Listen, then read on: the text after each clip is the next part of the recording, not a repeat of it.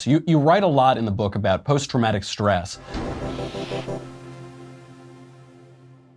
I know a lot of veterans commit suicide or they attempt suicide after leaving the service. I had a viewer write into me to say that he and other veterans he knew, he and other veterans, had attempted suicide just to be admitted to the VA mental ward where they could find some regimentation and 3 hots and a cot.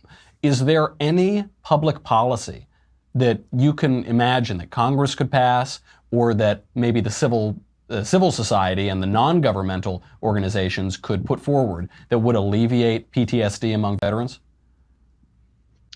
Well, I think, I was talking to a good friend of mine and fellow author Robert Vera about this, driving back from LA and seeing a couple of those mattresses on Sepulveda. You first have to frame the problem, and is suicide the problem or the result of a problem? Is the problem isolation or a feeling of hopelessness? And all of those things that those series of traumatic events that these young men and women experience during combat or whatever their trauma is. I don't say my trauma is any worse than your trauma or better, but those traumatic events lead to a sense of hopelessness. And how do you cure hopelessness? And through my writing and through my connection with veterans organizations and being the executive director of Save the Brave, one of the ways we do that is through connecting veterans and connecting people who are feeling hopeless before they get to that complete isolation where they think, this is my only solution, is taking my own life. And sometimes even that's not enough, because there's a lot of times we've lost guys and women that you just never see it coming. And all you can do is really try and help. But to say that privatization of the VA system or the VA healthcare system is the only answer, I think there's probably a hybrid somewhere in there that is the answer. But, it's not some bumper sticker, Michael. It's not some 22 push-up challenge on Facebook.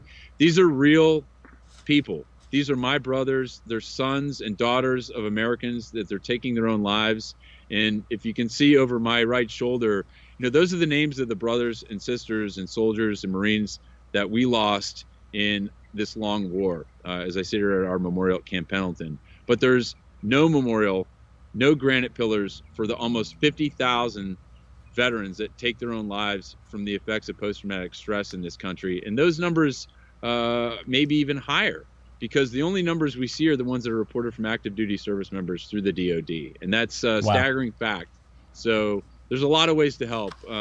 Absolutely, as a fan of less government, being conservative, I absolutely think there's other things they could be doing. But individuals can help, and there's ways to help. That's why a portion of the proceeds of sales of my book, Echo and Ramadi, go to Save the Brave to help veterans with post-traumatic stress. Because for me, it's all about helping each other, and we continue to stay connected even to this day, long after we left the battlefield, and that's what's important to me.